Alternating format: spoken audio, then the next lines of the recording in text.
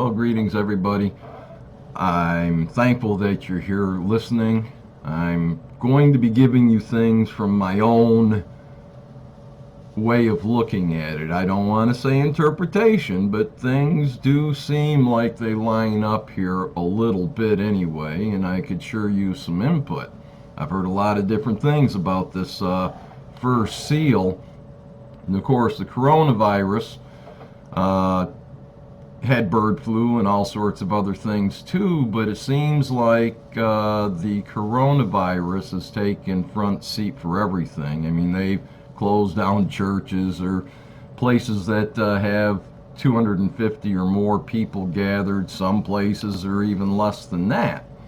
But they won't be having church sessions going on unless people, from what I've heard in the news, got to be at least 6 feet apart. So, it's a serious thing that's going on, and I've been answering some emails and doing email communication, and I have to say there's about a 50% of the people that I normally communicate with, they're divided. You've got 50% of those believing, yeah, this is a real virus that they sent out and they're trying to kill us off. And then the other 50% are, it's a hoax, it's made up, it's a scam, things of this sort. So together, like I've wrote back to all of them and let them know, I said, it doesn't matter. It doesn't matter if it's real. And it doesn't matter if it's fake. I mean, even Hitler had once said, that the biggest lie, the bigger the lie you make, the more they believe it. This could be a fake thing. At the same time, I'm looking at President Trump. They had been downplaying it. Oh, we've got 15 cases, and soon we're going to have that down to 0. And now the cases have gone up so high, so they say, that they're cutting off Europe, they're doing this, they're doing that to keep the virus from spreading. But ultimately, I see that quarantine is coming because of it. It's the first seal here, the conqueror, in Revelation 6:1. It says, "Now I saw when the Lamb opened one of the seals, and I heard one of the 4 living creatures saying with a voice like thunder, 'Come and see!'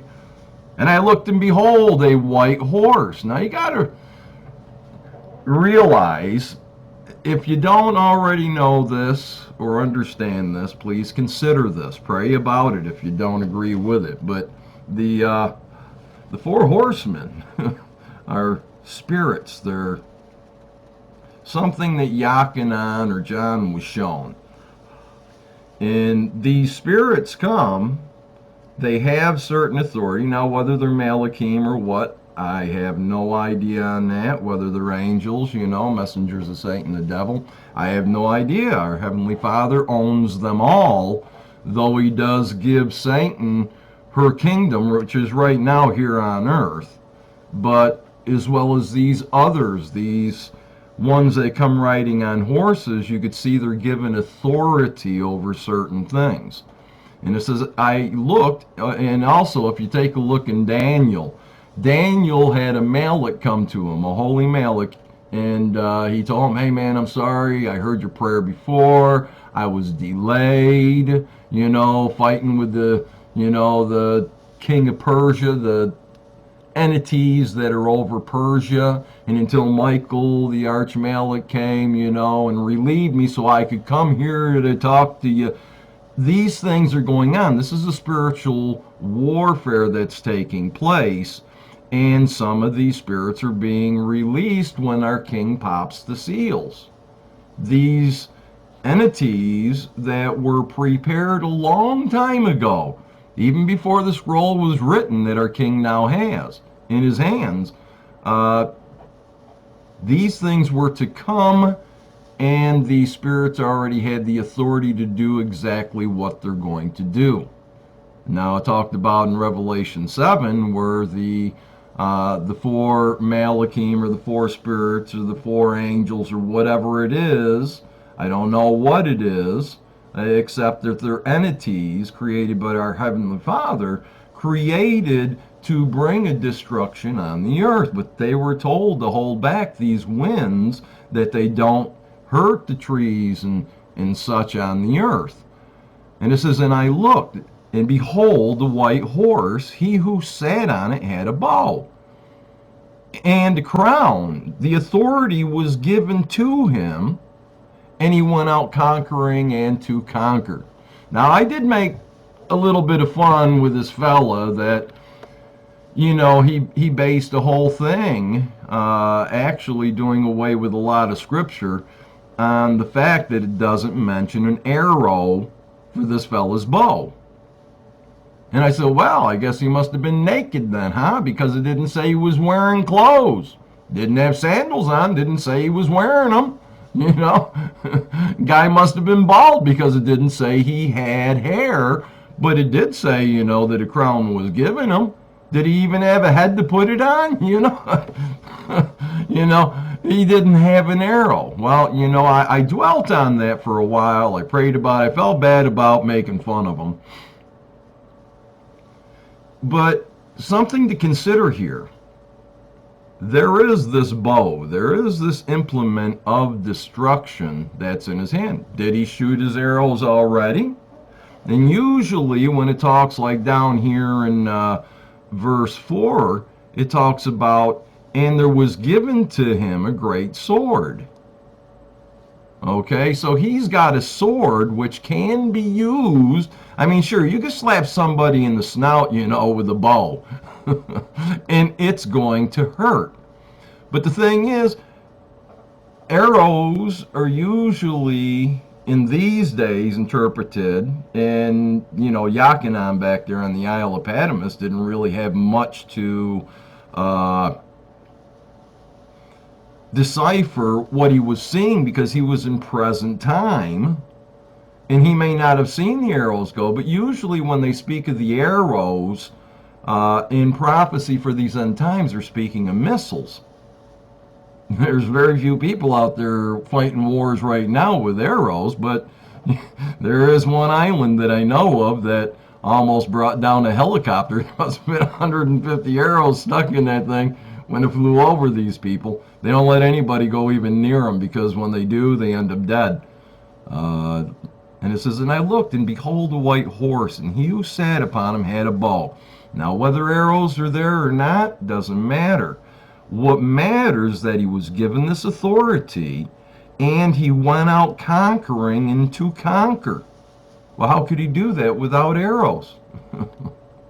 Think about the coronavirus there, okay? And the next seal that opens is a resulting of maybe this coronavirus. Now, there's many other things going to be released, but please, I want to show you. Take a look at what the coronavirus has done. It shut down Hollywood. You can't go to a Broadway play, and I'm thankful for that. And many of these things, even movie theaters, they're closing down. They're closing the schools. They're closing everything down. And why? Well, here it shows in New York State. And this is current. This was from March 13th. This is from the MedCram, Medical Lectures Explained Clearly. This was from March 13th, 2020, okay? And today, right now, since it's past midnight, is March 14th. But at the time that this was posted, there were 300 cases known in New York. Here, there's 400 over here in Washington. So between them, there's 700. And then, like, Maine's got 3, North Dakota. Sorry.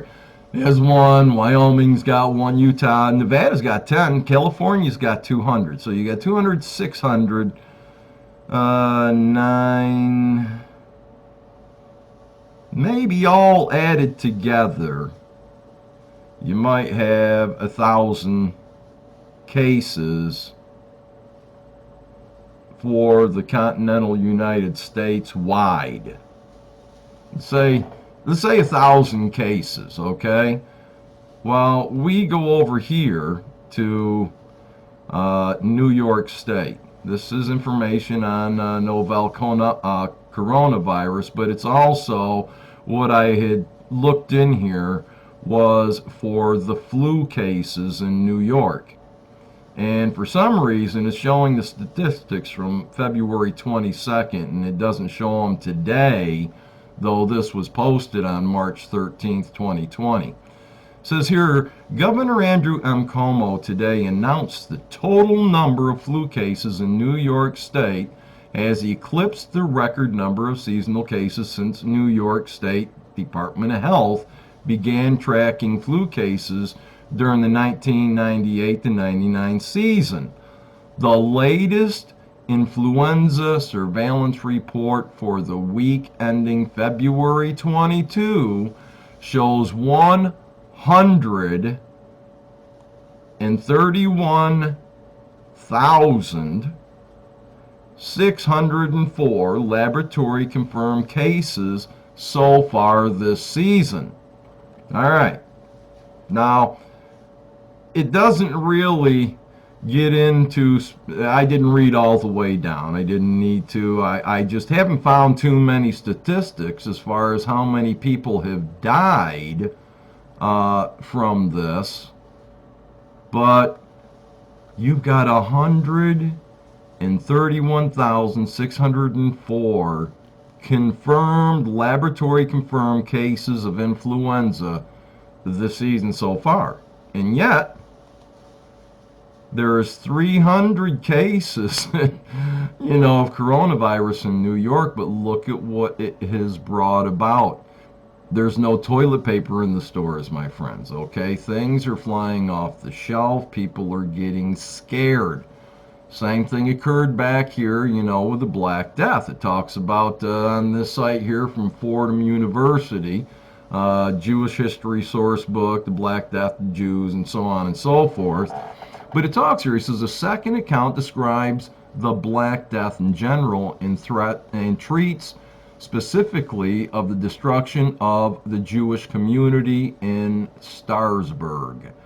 In this city, the authorities who attempted to save the Jews were overthrown by a fear-stricken mob led by the butchers and tanners guilds and by the nobles who were determined to do away with the Jews, who were their economic competitors and to whom they were indebted for loans. So it was a mass murder against the ones that gave them loans. They wanted to get rid of their loans, so they go out and they butcher these Jews. It says thus, in the city at least, it was not merely religious bigotry in fear of the plague, but economic resentment that fired the craftsmen and the nobles to their work of extermination. Those people of Starsburg who had thus far escaped the plague and who thought that by killing off the Jews they would insure themselves against it in the future were doomed to disappointment. For the pest soon struck the city and, it is said, took a toll of 16,000 lives. So in those days, the human quality of mobbing, came forth, and it came forth because of this Black Death, the Black Plague. Now we have the coronavirus. The news has it in complete control. They're pushing buttons to make people fear. You got President Trump standing up there. A lot of people getting upset with him because they believe he has the virus. He hasn't taken a test yet. He's not pushing quick enough this. He's not doing that fast enough. He doesn't have the full picture of what this is. He's simple-minded. I mean, you've got so many opinions out there that are flying around against President Trump, and it's a marvelous, ingenious act in theatrics. The way I'm looking at this is everybody's getting upset because there's this threat of the coronavirus, and it may balloon and it may be real, but it could be fake. And right now there's 300 cases confirmed where there was over 131,604 that had the flu in New York alone. Now, I didn't do, total number of flu cases across the continental United States. I didn't do that. I just took the 131,604 flu cases. Who knows how many died from it? I don't know. If you want to look it up and find out, I just didn't want to look at the numbers. But in New York, there's 300 corona. I mean, there's still over 131,000 cases of influenza above and beyond the 300 that's there, but it doesn't matter. Once they do this to you, your talks about the crown given to him were in Revelations 6 verse 2, and he went out conquering and to conquer without arrows. So because of this plague, what's going on is Italy's been conquered. They're all put in quarantine. If they come out without a great excuse, they get arrested in quarantine. And they're a model for what's coming here to New York and Pennsylvania and California and Washington. It's going to come on all of us. Look at the toilet paper. It's already gone. I paid over $30 for 8 rolls of toilet paper. Price gouging is already taking place. Food is going to get scarce. And I've been telling you, you need to get some, dry beans, rice, if you can get it. I ordered a 20-pound bag of jasmine rice in my last order. They substituted it, and they gave me 2 pounds of rice and wanted to charge me almost $5 for it. And I said, baloney. I called them up. It's like, what are you doing, man? I ordered a 20-pound bag of rice for less than $17. And you want to sell me, now give me my bag of rice that I ordered and paid for, Now you're all of a sudden out of stock, and you want to give me a 2-pound bag, 1/10 the amount, for about 1/3 the cost of a 20-pound bag? Come on now, should have gave me 5, or 10 of those 2-pound bags for my less than $17 if you was going to substitute it all. So anyway, you got this conquering and to conquer. And it looks like he's not bringing weapons to do it, really. He's got a bow, but it doesn't show that he shot arrows or that he has arrows. But he's coming. And he's coming looking pretty cool. Some people even mistake him for our king. It's not. Our king isn't coming with a bow. He's coming with his sword out his mouth, a 2-edged sword. And he's going to do some whooping, along with his saints, his servants. And he went out conquering and to conquer. Put you into quarantine, you've been conquered. You can't leave your home. And then, of course, with martial law, if it comes into effect, the government can take over all communication, which means they can shut off television stations and everything for national security. So that they don't ensue panic or something. And then when you go crazy, because most of your life is sending texts or answering texts or doing this or doing that on the cell phones, people are glued to them. It's like they became servant to their devices. They're going to go bananas. They're going to start freaking out worse than they did back there in, the late 1300s or mid 1300s. They got upset enough. They took things into their own hands as mobs and did just like Hitler did. But Hitler gets, the blame for everything, and yet you hardly ever hear of that taking place. And the reason they was jumped on in the first place is because the Jews in those days, which were not Yadaim, okay, after the year 325 AD, every true believer was killed. But you still had those that were of the scribes and Pharisees and such, the tribes, that were still keeping Sabbaths and things, and therefore they were not eating the unclean foods. Okay? And because they weren't eating unclean foods, the Black Plague didn't affect them. But everybody else was affected. So they're looking at them saying, hey, they're not affected. They did this to us then. And that's why they went after the Jews of those days. Same thing's going to take place. You watch those that do not eat or partake of the unclean things. They know enough not to buy soaps that have pork in it or whatever, or eat foods with it, or hair products with the pork, or cosmetics with abortions and such in there. But they've been learning to put into their holy temple and on their holy temple only the cleanest of the clean in this defiled earth. And we're not going, watch. Now, I'm predicting that those that keep the laws diligently won't be affected by the coronavirus. And I could be mistaken, but I don't think so. I believe that a lot of persecution's coming. Let's take a look at Revelations 6:3, and I'll let this explain why I'm saying that, showing you where the Jews mobbed everything and all that, tried to wipe out the certain people, not just because of the debts, but also because they did not get affected by the Black Death. So they blamed it on them. Here, Rev 6:3. When he opened the second seal, I heard the second living creature say, "Come and see." Another horse, fiery red, went out, and it was granted to the one who sat on it. Granted to him. He was given this authority. The first one came with the crown. The crown is authority. It's just different ways that authority are granted. In the second one, came out on this fiery red horse, and it was granted to the one that sat on it to take peace from the earth, and that people should kill one another, and there was given to him a great sword.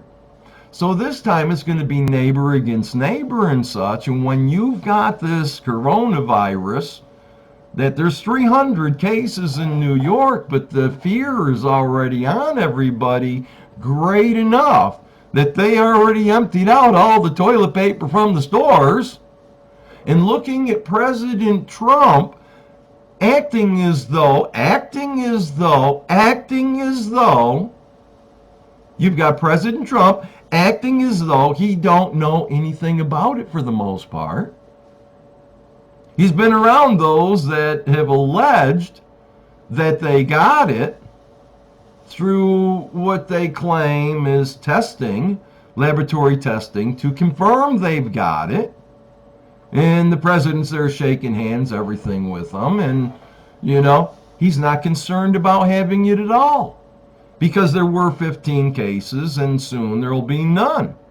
Now, there's either something going on behind the scenes, or there is a real problem. But I see the people going to rise up and say, President Trump, you better do all you can to protect us. And next thing you know, because the people are demanding, and you say, well, I told you I didn't see no risk in this stuff. I don't even have me a test or anything, but you want it? Okay. Everybody's quarantined.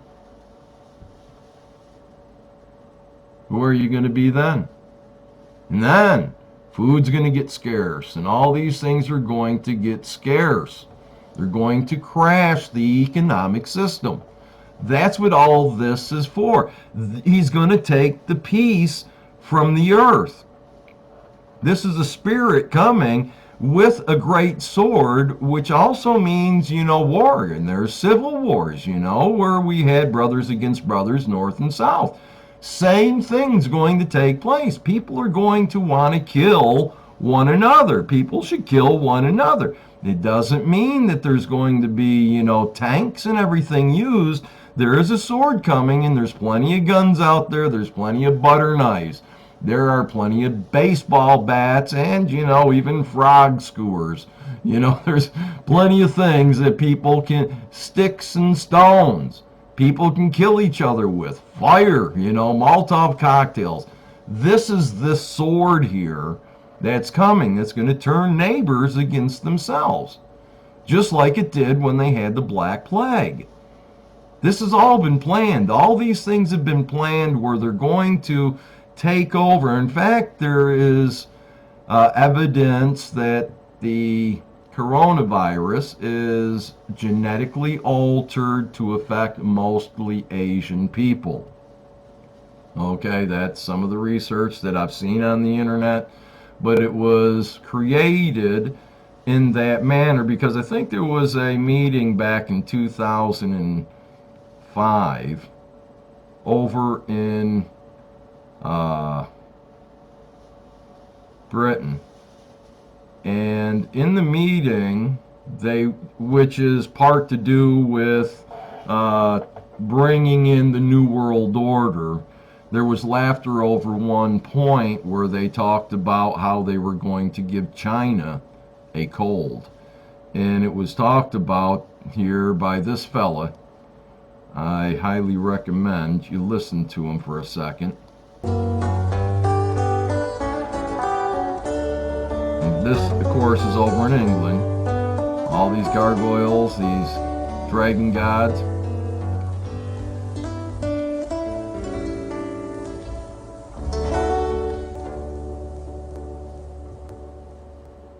This is Bill Ryan from Project Camelot and Project Avalon, and the date is the 16th of February 2010, and this... Alright, so basically I'm going to leave a link for this video. I hope you do watch it. I couldn't... His name is Alpha Zebra, okay, as far as the channel he has, but everything's written in Chinese, I believe, or Mandarin or something. But this man speaks out about this meeting where it was told, and by the biological weapon, and from what he says toward the end, is that the plan, and this is from back in 2010, he mentions 911 at the 35-minute mark, okay? Around the 13-minute mark going up through is where you want to pay the attention, up to about 16 or something like that, where he speaks about these Chief Masons laughing about it and saying, yeah, we're going to give China a cold. Okay, so pay attention to those things. 35, like I say in here, has where he mentions 911, but toward the end he speaks about their ultimate goal is to wipe out half of the world's population. So that makes me, think that this virus could be actual and factual and true, that we need to prepare ourselves for it, and it's going to get bad. So therefore, people, get the oatmeal, get the rice, get whatever you can. If it's dried and you got to cook it, that's fine. Learn how to do it. These seals, I believe, are starting to be opened. And of course, when it talks here in the third seal, it says, when he opened the third seal, I heard the third living creature say, come and see. So I looked, and behold, a black horse, and the spirit, he who sat on it, had a pair of scales in his hand. And I heard a voice in the midst of the four living creatures saying, a quart of wheat for a denarius, and 3 quarts of barley for a denarius, and do not harm the oil and the wine. And of course, I opened up, what you do here is you'll just click on the side here, click that button, don't go over in here, but click the button, and it'll bring up a thing like this, which I did for this verse. I clicked on that, then this dropped down, and here's the 4 penny instead of denarius. Clicking on that, it brings it up to show it was a Roman coin, New Testament times. It talks about, it would seem that a denarius was then the ordinary pay for a day's wages. So a day's wages was what it was, a denarius for a quart of wheat, and a denarius for 3 quarts of barley. It's going to get bad. Think about what I said about Revelations. Read them again with new eyes. I love y'all. Bye.